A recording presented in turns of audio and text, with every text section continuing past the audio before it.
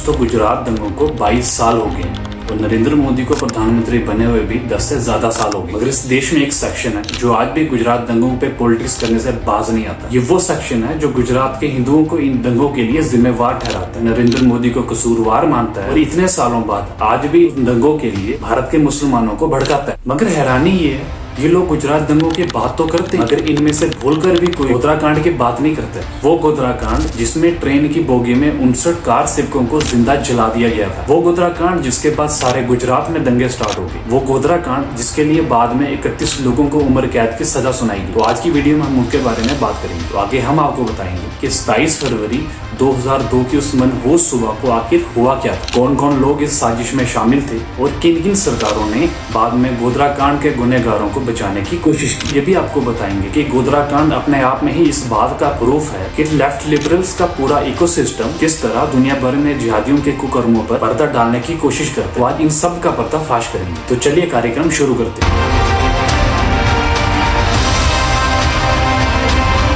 ये फरवरी 2002 की बात है। अयोध्या में विवादित ढांचा गिराया जा चुका था। राम मंदिर बनाने को लेकर अभी भी संघर्ष जारी था। इस कड़ी में विश्व हिंदू परिषद ने 22 फरवरी 2002 को अयोध्या में शिला पूजन कार्यक्रम रखा था। इस कार्यक्रम का मकसद मंदिर में निर्माण को लेकर लोग अपनी आस्था दिखा और देश भर से लोग अयोध्या पहुंचकर मंदिर निर्माण में अपना समर्थन दे। इसी कार्यक्रम में शामिल होने के लिए देश भर से हिंदू भाई अयोध्या जा रहे हैं। ऐसे ही 2000 के आसपास कार सेवकों का जत्था अयोध्या गया। कार्यक्रम में शामिल होने के बाद ये लोग 26 फरवरी को अयोध्या से अहमदाबाद के लिए चले थे। 27 फरवरी की सुबह 7:30 पौने 8 बजे के आसपास साबरमती एक्सप्रेस गोधरा प्लेटफॉर्म पर आकर रुकती है। उस वक्त ये गाड़ी अपने तय किए हुए समय से 3.5 घंटे लेट थी। साबरमती एक्सप्रेस गोधरा प्लेटफॉर्म पर कुछ देर रुकने के बाद गाड़ी कुछ देर आगे चली ही होती है कि कोई चेन खींचकर ट्रेन को रोक ले। एक्चुअल में उस दिन क्या हुआ था, इस चीज को लेकर कई कॉन्स्पिरेसी थ्योरीज, मगर आपको मैं वही सारा ब्यौरा यहाँ पर बयान करता हूँ जो एक्चुअल में हुआ था, जिसे बाद में आगे जाके सुप्रीम कोर्ट की टीम SIT ने भी सही ठहराया। जाके नानावटी आयोग ने भी उसे क्लीन चिट दी थी। हुआ ये कि ट्रेन गोधरा स्टेशन से थोड़ी सी आगे बढ़ के ट्रेन के अंदर से कोई चेन खींचकर ट्रेन को रोक ले, जिसे बाद में हुई फोरेंसिक जांच में भी सही ठहराया था। 3-4 बार चेन खींची गई थी और गाड़ी को रुकवाया गया। ट्रेन जिस जगह रुकवाई गई थी वहीं पास में एक मुस्लिम बस्ती थी। SIT की रिपोर्ट में भी ये चीज सही ठहराई गई थी कि ट्रेन जिस जगह रुकी थी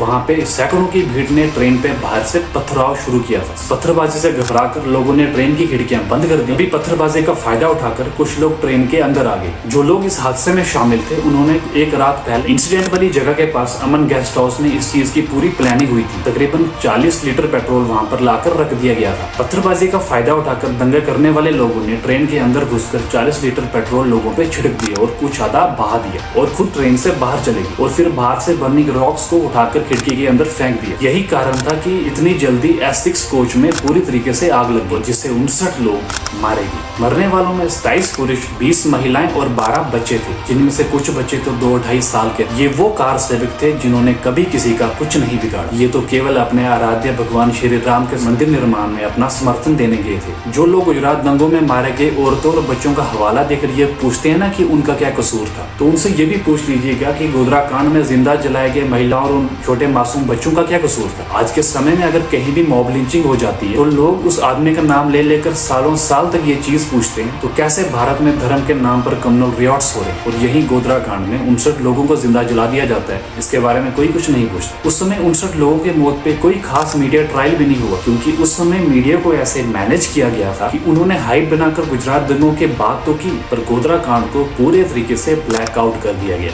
जैसे गुजरात दंगा अपने आप में बिना किसी वजह शुरू हो गया। आपको बता दें कि गोधरा की ट्रेन को जिस तरह साजिश करके जलाया गया था, आपको मैं वही सारा ब्यौरा यहाँ पर बयान करता हूँ, जिसे बाद में सुप्रीम कोर्ट की तरफ से बनाई गई SIT टीम ने, नानावटी आयोग ने भी सही ठहराया। ट्रेन जिस जगह रुकी थी वहीं पास में एक मुस्लिम बस्ती भी थी। ट्रेन के रुकते ही सैकड़ों की भीड़ ने बाहर से पत्थरबाजी करना शुरू कर दिया। पत्थरबाजी से घबराकर लोगों ने ट्रेन की खिड़कियां बंद की और वही पेट्रोल पत्थरबाजी का फायदा उठाकर लोगों ने ट्रेन के बीच में घुसकर वहीं बहा दिया और लोगों पे छिड़क दिया। ट्रेन में बहुत भयंकर आग बहुत जल्दी लगी। आज के समय में अगर एक भी मॉब लिंचिंग हो जाती है तो लोग सालों साल उस आदमी का नाम लेकर सरकार से या सिस्टम से ये पूछते हैं कैसे भारत में धर्म के नाम पर मारा जा रहा है। और वही गोधरा कांड में 59 लोगों को जिंदा जला दिया गया है, उसके बारे में किसी ने किसी से कुछ नहीं पूछा। उस समय 59 लोगों की मौत पे आप कोई खास मीडिया ट्रायल भी नहीं देखोगे। उस समय मीडिया को इस तरीके से मैनेज किया गया था कि उन्होंने हाइप बनाकर सिर्फ गुजरात दंगों की ही बात की और जानबूझकर गोधरा कांड के पूरे इंसिडेंट को ब्लैक आउट कर दिया। लेफ्ट गैंग ने जानबूझकर उसमें कई ज्यादा थियरीज फैला दी थी जिससे असली मुद्दे को दबाया जा सके और केस की मजबूती कमजोर हो जाए। झूठ ये फैलाया गया कि गोधरा की घटना कोई साजिश नहीं थी। कुछ लोगों ने कहा कि सुबह 7:30 बजे गोधरा पहुंचने से पहले साबरमती एक्सप्रेस 6 बजे के आसपास दाहोद रेलवे स्टेशन पर पहुंची थी। तभी एक मुस्लिम वेंडर ने ट्रेन में चढ़ने की कोशिश की मगर कार सेवकों ने उसे भगा दिया, जिसमें से वेंडर नाराज हो गया और उसने गोधरा में अपने लोगों को इसकी जानकारी दे दी।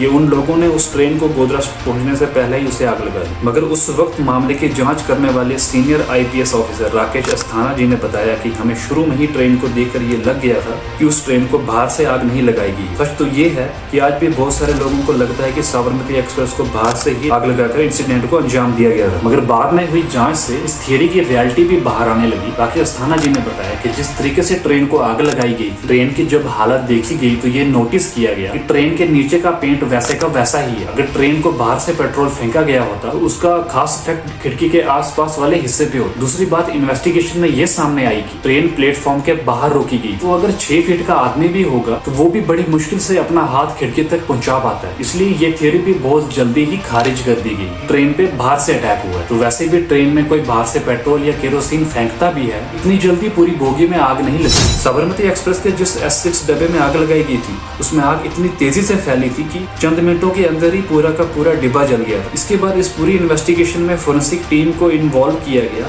इस तरह के प्रयोग करके देखा गया, तब जाकर जांच टीम इस नतीजे पर पहुंची कि डिब्बे को आग बाहर से नहीं लगाई गई और ये आग पूरी प्लानिंग करके लगाई गई थी। इसके लिए बाकायदा पहले से ही पेट्रोल खरीद कर रखा गया था। जिस पेट्रोल पंप से ये पेट्रोल लाया गया था उस पेट्रोल पंप के मालिक ने भी बाद में ये चीज कंफर्म की कि कुछ लोग बहुत सारा पेट्रोल ले गए थे। इसके बाद उसी जगह बने अमन गेस्ट हाउस में उनकी मीटिंग हुई थी। आप अंदाजा लगाइए कि वो ट्रेन उस दिन 3.5 घंटे लेट थी और सुबह 7 बजे के करीब पहुंची।